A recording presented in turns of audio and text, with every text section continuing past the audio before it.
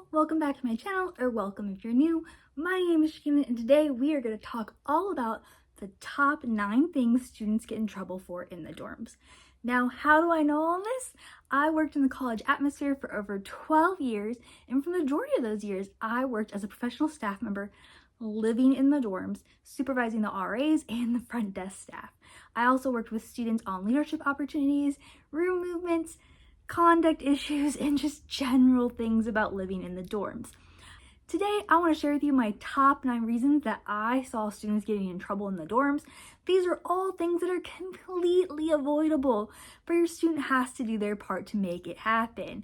I'm going to provide you with what those most common items students get in trouble for are, and then provide you some tips and reasons why students get caught. So let's go ahead and jump on in with reason number 1 students get in trouble in the dorms is drinking in the dorms. Now, regardless if your student is living in the dorms on a campus that is dry or wet, they can get in trouble. Now, a dry campus means there's no alcohol allowed in the dorms whatsoever, even if a student is of drinking age. Now, a wet campus is one that allows drinking in the dorms if a student is of the drinking age. Now, there's not too many of those in the US, but the ones that do have a wet campus, there's very strict policies about your student, if they're underage, being around alcohol, whether it's sealed or not, or being in the presence of others drinking. It's just not allowed. Students can also be in trouble or get documented if they're around drinking on a dry or wet campus. So on a wet campus, if your student is just hanging out with friends who are all of age, they're 21 and up, and they're drinking, your student's not, they can still get documented because they are in a policy violation of being underage and being around the alcohol. It's a tricky situation, but it's important for your student, regardless, to read their dorm policy guide prior to moving in to find out what these policies are and how to appropriately follow them. Now let's talk about how students get in trouble for alcohol in the dorms. Number 1 reason is students getting too intoxicated and not knowing their limits.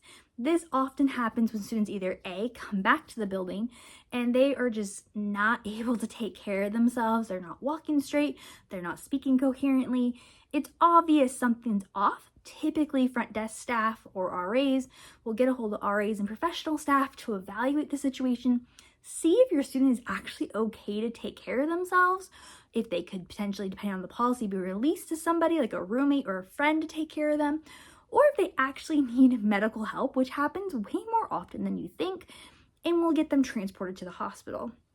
Now, that is extreme, but it does happen. Students are testing their limits. Maybe they've never experienced drinking before or had the freedom to drink as much as they want, or other factors can be in play of not knowing what goes into their drinks or their drinks being laced with something.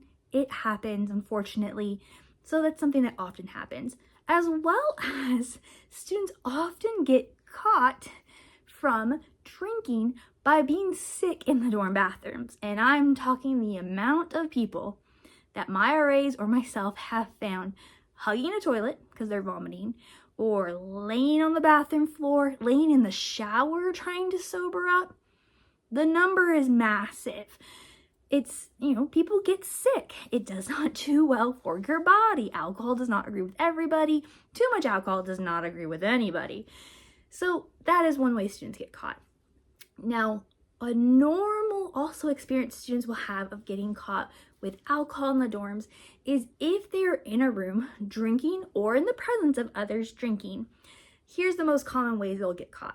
1, students get way too loud, whether that is having too many people in the room, because there are also policies about that, which we'll chat about later, or it is them shouting drinking songs like shots, shots, shots, shots, other drinking songs.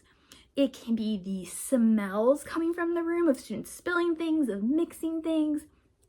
The loudness is the biggest one, and that often when the RAs are doing their rounds or their safety checks, that is what they'll hear. They'll have the smells. It's easy for that to happen. And so my biggest tip for you to tell your student is if they get caught in the dorms consuming alcohol, being in the presence of others drinking alcohol, having possession of alcohol, or being too intoxicated, for them just to be open and honest and compliant. The more honest and compliant they are with the RAs or the professional staff, the better their later meeting with a professional staff for conduct will go. Being honest, being compliant, following directions goes a long way. Lying, being sneaky, trying to hide alcohol, denying it when it's very obvious, it doesn't help. And that will all get reported in the RA's or professional staff report and be brought up later in the conduct meeting. Being honest, truthful, and following directions goes a long way. The second reason students get in trouble in the dorms is smoking or vaping in the dorms. And oh my gosh, students will sometimes be like, we can get away with it. We can smoke in our room, or vape doesn't smell that bad. We can smell it. Staff can smell it. There is no air freshener on earth that smells like a sweet vape. Cigarette, cigar smoke, that's a unique smell. And standing in your dorm room and smoking out the window, A, the room still smells, B, it's obvious, and sometimes people notice you from down below. It happens. Smoking in the room is not safe. Obviously, there is the issue of potential fire hazard. There is the issue of them consuming something that can change their brain chemistry and make them do other activities. It's just not a safe situation. As well as something that often happens more often than not, and this truly happens a lot with students who vape, and they will always say, we didn't think this could happen. We didn't think it would happen. Setting off the fire alarm. Every time the fire alarm goes off, the entire building has to evacuate. And the great thing about the dorm fire safety systems is it tells you exactly what dorm room set off the alarm. So the professional staff and the firefighters are able to respond to that room and figure out what caused it. Is it a true active fire? Was a student smoking? And they're able to enter that space and use contact clues of the smell, paraphernalia left out, if students didn't evacuate, to figure out the cause of that fire alarm going off, and then that can be dealt with conductly with a report being written and your student having to meet with an individual to talk about their actions. In all honesty, it's not worth it. Smoking marijuana, cannabis, smoking cigarettes, cigars, vapes in the dorm room, it's just not worth it. We can smell it, people can hear it, people know what's going on. At some point, sooner or later, your student will get caught. It's just not worth it. I will say if your student is smoking and they try to cover up with an aerosol spray, Febreze, it's just adding to the smell. It's not taking away the smell. And so when a student opens a door and it smells like cannabis and Febreze, it just adds to that sensory, evidence of, hey, this is what they're doing. So it's not taking away the smell. It just adds to the stank. It's just not worth it. Going off of this, reason number 3, not evacuating during a fire alarm. This was one of my biggest pet peeves as professional staff because the fire alarms themselves are so loud you swear sometimes they're shaking the building. Many times newer fire systems even yell at you and tell you that the fire alarm is going off and that you need to evacuate. There's also systems in place for students that have hearing impairments that can be done where it will shake their bed or flash the lights in their room, so those students know to evacuate as well. But many times students will choose just not to evacuate. Sometimes it's they're the cause of the reason the building's fire alarm go off, and they're trying to avoid responsibility, even though fire and professional staff have to go to that room. Sometimes they're in the shower, they just don't want to get out.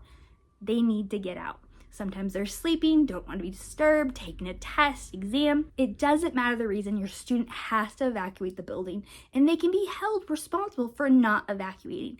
And depending on the school or the state, there's gonna be some pretty hefty consequences for not evacuating the building. So my recommendations, anytime your student goes to shower in the dorms, they should bring a bathrobe with them. They wanna know that they hopefully already have shower shoes on, so flip-flops or some sort of shoes, and have a bathrobe with them so that if they have to evacuate while they're taking a shower, they can go and they're not naked outside the dorm. Now, oftentimes, if they connect with an RA or professional staff as they're evacuating, depending on the school, they'll have a protocol of getting the individuals who are in the shower to be able to stand in another building or be able to come back in first so they can finish their shower and not be freezing cold since they're usually fully wet. they'll work with you on that. Now, just sleeping in the dorm and not wanting to get up in the middle of something, it doesn't matter. You have to evacuate. And sometimes, depending on the school, there's a protocol of walking through the building prior to allowing students back in. So it's really easy to get caught when the entire building is quiet, the fire alarm gets disengaged, and then you hear voices. I've caught so many students of me just walking to go to the room that caused the situation, and along the way I find multiple students who are just chilling, didn't care, de-gaffed, and now they have conduct issues because they didn't evacuate, which, depending on the school, like I said, could be a bigger issue with the school or sometimes even the state. Now, the most common ways students do set off the fire alarm is smoking in their room, vaping in their room, burning food. Burning food's a big one. Please teach your student how to use the microwave appropriately, how to put water in Easy Mac to cook it. Teach them how to use a microwave. Burning hair. I have seen it where students have literally taken gorgeous curly hair and have flattened it straight, standing right under the smoke detector, and they're burning it. That'll set it off. Or aerosol sprays or other sprays. So Febreze or air fresheners, and they spray it up into the room. For most dorms, their fire detectors are actually particle detectors. So they're more sensitive than an at-home fire system that just smells smoke. If particles are getting in the air, which is usually burning things or chemicals, that will set off the building fire alarm. So they're way more sensitive. So air fresheners are not the best use, just if you're cleaning your room, because it could set off the fire alarm. Also, with evacuating, I always recommend, no matter what, if your student's living in the dorms, they should have, before they go to bed, should always have a bathrobe or a blanket or a sweatshirt at the end of the bed, and shoes. There should always be easy access to shoes and something to keep them warm right by their bed. So if they're having to evacuate in the middle of the night, in a cold evening, they can easy access, grab those items, put them on as they're evacuating so they're warm. For many schools, evacuation sites are actually outside. Sometimes, depending on the weather, snow, rain, there's protocols to let students into a different building to hang out, but oftentimes with fire alarms, students are hanging out outside, and depending on the reason for the fire alarm, they can be standing outside for 20, 30, 40, 50 minutes, and it's gonna be cold. It's the middle of the night, regardless of where you live. It's nice to have shoes ready to go. It's nice to have a jacket or a sweatshirt, a blankie, and their key and ID ready so they can easily grab those items and evacuate safely. Now, reason number 4 students often get in trouble is having too many people in their dorm room. Yes, there is a limit on this. Depending on the school, there is a state or local fire marshal who sets this limit of how many people can be in a dorm room. Now, depending on the size of the dorm room, it's often somewhere between 5 to 8 people at max capacity for a dorm room. And really, this is enforced because we need people to be safe. If there's too many people crammed into a dorm room and an emergency happens, the probability of them all exiting safely and getting out of that situation is unlikely. It goes down with the more people that are in the room. And since this is typically something that's set by the state or local fire marshal, it's not something the school can control. They can't just say, oh yeah, no, you can have more people in the room. It has to be followed, it has to be enforced for student safety. Now, oftentimes this is a policy that students may be documented for because either A, it's the beginning of the school year and they're all trying to be sociable and just meet people. If it's happening and the dorm room's getting too busy with people, go to the lounge. Students just go to the lounge and hang out. Don't have a ton of people in the room. Don't break that rule and get documented for it. It's a silly, easy thing to get documented for. There's not usually huge consequences, but it's just not worth it. This also can come into play if the students are drinking in a dorm room, and oftentimes when students are drinking in a dorm room, they're inviting friends in, they're inviting people in. And the more people in the room, the louder it gets, and the easier it is for the RAs to be doing safety checks, or for a noise complaint to come in and staff have to knock on the door, and the door gets open and there's 25 people in a dorm room. I have seen it, and I'm like, there's not even seating room for all of you. Why are you in here? Like, it's way too stuffy, it's way too smelly, what in the world? But it's an easy thing to get documented for, but it's also an easy thing to avoid. So something for your student to know about, think about, and be aware about. All right, number 5 is having things in their room they should not have because they're considered a fire hazard. Now, as I said earlier, before a student moves in, they should always read the policy guide for their housing because that's going to tell them everything they can't have. Most common items students cannot have. Candles. Candles are a big thing, or any open flame situation. Sometimes it's wax melts, oftentimes plug-in air fresheners because those things like to catch on fire. They're super dangerous. Plug-in air fresheners are a no-go. It could be certain appliances. It could be certain items like when those hoverboards were super popular, many schools did not allow them because when they charge, they explode. Big fire hazard. So it's important for students to make sure that they read that policy guide and not have these items. Now, typically, these are not items that students are just willy-nilly getting in trouble for. Also, depending on the school and the state policy, students may not be allowed to have flags, hanging banners, or things hanging from their ceiling. It all just depends on the school and the state. For example, when I lived in New York and worked in upstate New York, students were not allowed to have anything on the ceiling or within 12 inches of the ceiling, and that was per the state fire marshal. In California, you're not allowed to have anything on the ceiling at all, and you're typically not allowed to have flags because anything that is burning, that is high up, it will fall as it's burning and will burn the humans who are trying to escape. And there have been documented fires of dorm buildings where that has happened and severely created injuries for individuals. And so that's why it's pretty much enforced in most dorms.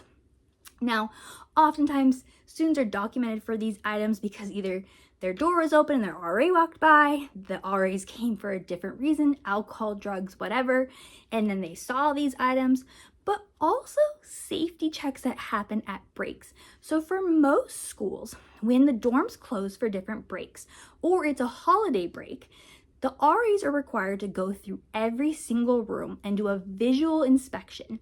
Now, typically the RAs are confirming that the window is closed and locked, so safety, also keeping the weather from coming in, making sure there's nothing on fire or a massive fire hazard, and then also reporting back any items that shouldn't be in the room. Now, I can tell you we have caught, and unfortunately caught, so many items students shouldn't have. Students will leave out alcohol bottles, which may be against policy at the school. They'll leave out candles. They'll leave out bullets for guns. They'll leave out guns. Long super K-bar knives where you're like, why do you have this? It's amazing what students leave out even when it's advertised that people are going to be coming to check your room. The goal of the RAs coming is to check to make sure your room is safe and locked up for break. Lights are off, we're saving energy, windows locked and closed. But they stumble upon so many items. And a big one in here that I want to tell you to remind your student of is if they're going to have alcohol in their dorm when they're not supposed to, and then they put it in their recycling bin before break, ensure that they empty the recycling bin. I cannot tell you how many times myself or my RAs would walk into a room and the recycling bin would be right next to the door, full of alcohol cans or bottles. Automatic write-up. And it's so silly. It's so easy the students could have disposed of it. And it's so frustrating because especially for staff, for RAs and professional staff, every single thing that's found during those checks, they have to document. And that's writing a separate report per room for the items. And then the professional staff have to call upon and meet with all those students when they get back from break. It's a cranky situation all around. Nobody likes it. So remind your student, read the policy guide, don't have things they're not supposed to have in their dorm room. And if they're gonna break policy, be smart about it and don't leave it out. Do yourself a favor and don't leave it out. All right, reason number 6, and this is super silly reason, but it happens every year. It's typically there's a policy where students are not allowed to move lounge furniture from the lounges into their bedroom. Now, I don't know why it is so enticing to move a coffee table, to move a lounge chair or couch into a bedroom, but oftentimes students do this when they want to watch movies in somebody's room, they want to watch a football game or something like that, but it's not allowed. A, because it can create a fire safety hazard where there's now too much furniture in that room and should not be there, so egress is an issue. Also, it's community property, so it should stay where it should stay. But then personally, those things are not cleaned very often. Like chairs and couches in community spaces are cleaned maybe once a year in the summer. and people sleep on those, they do other activities on those. It's gross to have it in your room. So it's a silly thing. Just don't take furniture from the lounge spaces and move it into a different space. It's not worth it. Just go somewhere else. Many times in the college dorms, there'll be at least one lounge that has a TV. So if your students are really wanting to watch something, they can go watch it in the lounge. Number 7, trashing community spaces. Oh my goodness, this happens so often, and it really often happens in the bathrooms. It may happen in the lounges, it may happen in the hallways, but it oftentimes happens in the bathrooms. Now, depending on the dorm, there's often cameras in like hallway spaces and lounge spaces. And if an area gets destroyed, staff does their best to review those cameras and try to identify and find out who done it so those individuals can be held responsible. But most housing contracts do have a clause in it that if an individual cannot be found, all the individuals living on that floor or within that area may split the cost for the damage, whether that's cleaning fees or it's actual damage. Now, I have had this happen in many situations. First one I'll give you is there became a trend one year of students liking to break the glass for the fire doors. So the little doors that would be where there would be fire extinguishers. For some reason, it became a trend to break those, and they're expensive to replace. Luckily, for the most part, with that trend, we'd be able to identify the people who would walk down the hallway and just elbow break the glass. It was ridiculous, but it took a lot of work from staff to watch the cameras, find the people, work with the RA staff to figure out who it was, and then bring that person in to hold them accountable. But bathrooms are the worst because there's not usually cameras in the bathroom. There's often cameras that show students going in and out of the bathroom. They'll show RAs when they check the bathrooms on their rounds or their community safety checks. And so it's all deducing who went in the bathroom between a time period of when the RAs last checked it and then when it was found. And it can be a whodunit game. And I have seen students trash all over the bathroom. That's one thing. Spitting bodily fluids all over the bathroom. Gross, terrible. But I have seen it where students have literally broken the mirrors, torn the paper towel holders or the hand dryers off the walls. And my favorite one year, the 4th floor of one of my buildings that I supervised loved breaking the toilets off the wall. You heard that right, the toilets, which then creates a flooding problem for that bathroom and the bathroom that was below it. It was lovely, terrible, lovely. And so unfortunately, sometimes these are realities, things that happen. And so I recommend for you talking to your student about 2 things. 1, respect community space and not be a butt face and destroy it. Like, respect the community space. Don't destroy things that are not yours. Not okay. Doesn't matter that you pay to use the bathroom. Don't destroy it. And number 2, they can confidentially come forward to staff if they know who did it. If they're seeing somebody brag about it, if they know for sure somebody that did it, they witnessed it, go report it. Because it is so much better for the individual or individuals who created the damage to be held accountable for their actions and pay for that damage and cleanup fee versus everybody having to clean it, like pay for it and clean it up. It's unfair. It's unfair for those who live in the community. It's unfair for the custodial and the maintenance staff who now have to deal with that hot mess, for the professional staff and RAs that have to deal with it and deal with a lot of unhappy people because that area got destroyed. And I have had it at different schools where we literally have closed off bathrooms before. We've had to close them off because it was so destroyed that night that we had to wait till maintenance and custodial could come in the next day to deal with it. We've had to close it off for a week because the damage was so bad that students had to go to a different floor to go potty. And that sucks. When you got pee in the middle of the night and you now need to go walk up the stairs to go to a different floor to go potty, it's not okay. So this is a common thing that happens. It's something to be prepared for because you might see a bill from it, but really encourage your students, be a respectful member of the community, and you can confidentially report if you know who did it. So be the superstar, report who did the damage. All right, tip number 8, not respecting quiet hours. Now, every single college has its own version of quiet hours, and these are community hours where we ask that students be respectful of one another. Typically, they're somewhere around where they start around 10 p.m., 11, midnight and they go into the next morning, where we ask students not to be blasting music, not to be screaming, running up and down the hallways, or just in general being super loud. We want to be respectful for those who are trying to sleep or those who are trying to do homework and study. Now, students can get documented for this. Typically, most schools have a policy where they try to give you a warning. Like if a room is being super duper loud, the RAs will come by, give them a warning, tell them to knock it off, quiet down, and then if they have to come back again, then they're documenting them for the policy violation, and that gets reported upwards. Just be respectful, be a respectful community member, remind your student of that. Don't be blasting music, don't be blasting the TV, video games. People get heated in video games and start yelling. It's just not worth it. Be a respectful member of the community. Avoid that documentation. All right, and now reason number 9. And this reason is not really a conduct related reason, but it's something I want you to be aware about because it could be a financial issue, is lockouts. So is lockouts or losing their key and ID. Now, at many schools, students will get a few free lockouts, whether that's per semester, quarter, or year, where they can use those to get into their room with assistance of an RA or staff member or spare key without any consequences. Because it happens. Depending on where you live, the doors might automatically lock behind you. You easily forget your key and ID. It happens.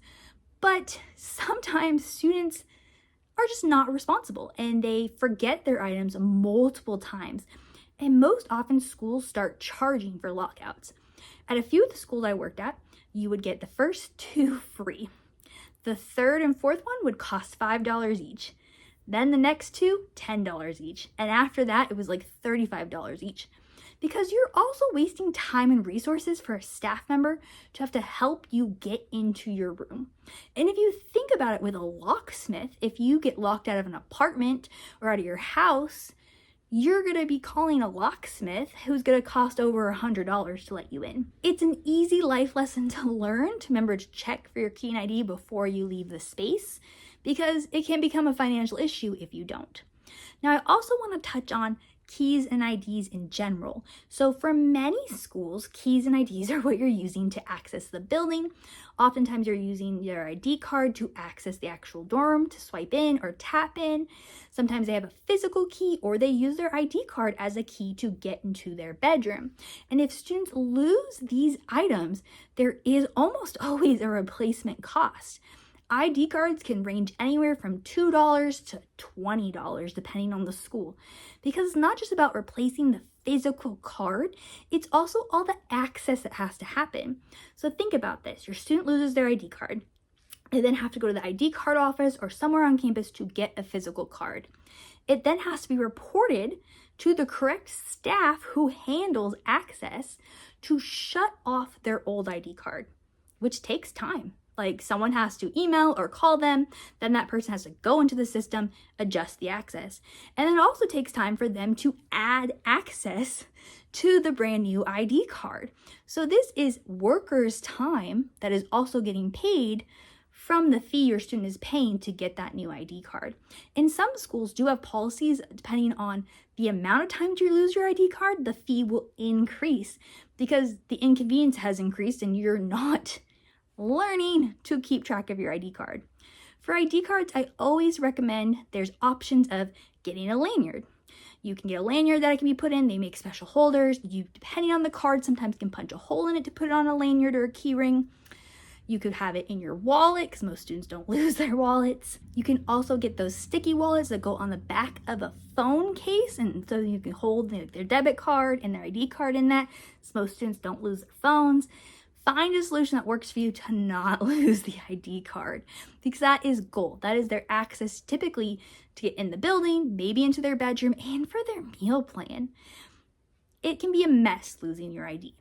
Now also with actual physical keys, if your student needs a physical key to get into their bedroom, there is going to be a cost to replace that.